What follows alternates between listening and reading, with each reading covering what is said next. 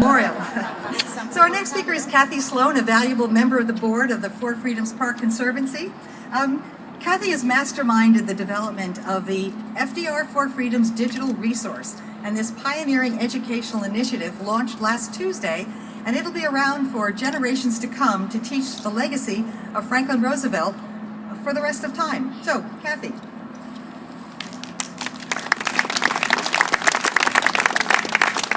Thank you, Sally. It's great to be up here with the people with whom I've worked over the last 5 years, to bring this park about. Bill and Sally and Gina and our representatives, Carolyn Maloney, Jessica Lappin, and Scott Stringer. Everyone has worked as a community, as neighbors, and I want to welcome you here as our neighbors. There was nothing more important in concept to the Roosevelts than the idea of neighbor. If you look at FDR's policy towards Latin America, it was called the Good Neighbor Policy. If you look at the people whom he most trusted when he needed a Secretary of the Treasury, he called on his neighbor from Hyde Park. He called on Henry Morgenthau, who stayed throughout the Roosevelt administration. Eleanor Roosevelt and Franklin Roosevelt practiced being neighbors.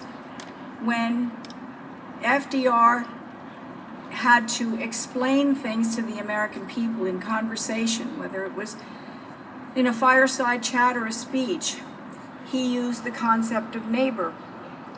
For instance, if you go online to FDR4freedoms.org, that's the number 4freedoms.org, and look up Lend-Lease, you will find that as Roosevelt explained this policy to the American people, he said, suppose my neighbor's home catches on fire and I have a length of garden hose 400 or 500 feet away. If he can take my garden hose and connect it up with his hydrant, I may help him put out his fire. That's the way Roosevelt explained things to the American people, as our neighbor. We are your neighbor. We are so thrilled to be here with you as neighbors. We look forward to the cooperation already begun. And we look forward to our neighborhood growing when Cornell comes. We look forward very much to years and years of cooperation. And thank you for all that you have already done. We will see you here often in this memorial and on this lawn. Thank you very much. Thank you, Kathy. Now, Jessica Lappin is your city council member. And thanks to your effectiveness, you have South Point Park. Thanks to Jessica, you will have a new Roosevelt Island Library. And you will have a new statue of President Franklin Roosevelt in the Hope Memorial in South Point Park. Jessica is the reason that we're here today. She led the charge to renew the public-private partnership that was supposed to build the park back in 1973. And it was Jessica who secured the first public funding for the park, working with Christine Quinn and Mayor Bloomberg. So Jessica has been a constant advocate for the project through all the phases, right up until this very moment. So this park would not have happened without her. Let me give you Jessica Lappin.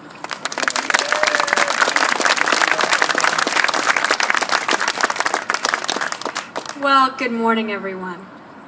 Today it's a beautiful day, and it's a wonderful day to be here with all of you to celebrate this new memorial and park.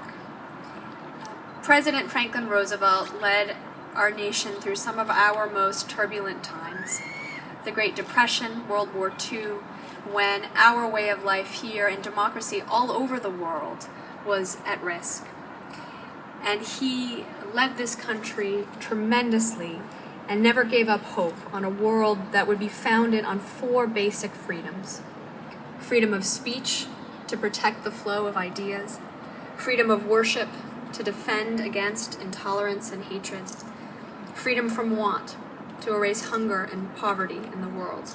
Freedom from fear, to solve conflicts in a peaceful manner.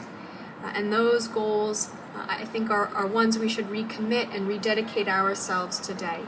When you open the paper and when you read about or see on TV what's happening in parts of the world, we're reminded how fortunate we are to live in this country, but how far we have to go to make sure that every American and every citizen of this world are able to enjoy those 4 freedoms.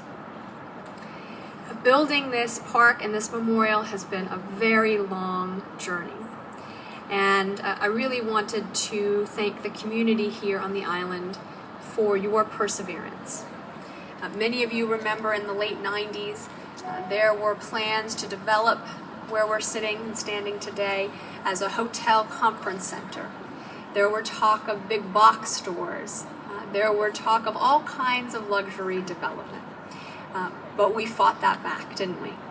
Right? And that we all deserve a big round of applause.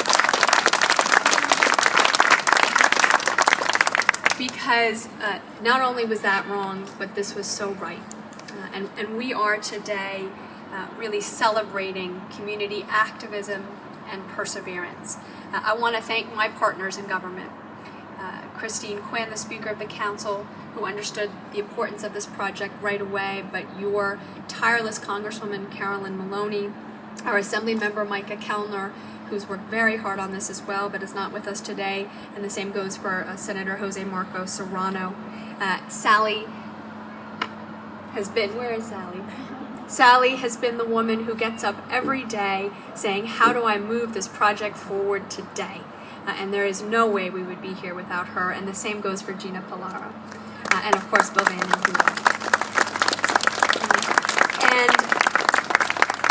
And the other thing I like to think about when I'm here in South Point Park and in this space is that this is land that until very recently was fenced off 364 days a year, completely inaccessible. And now we have reclaimed it. We have given it back to the island, and we've given it back to this city. And that's something we should all be tremendously proud of. Thank you.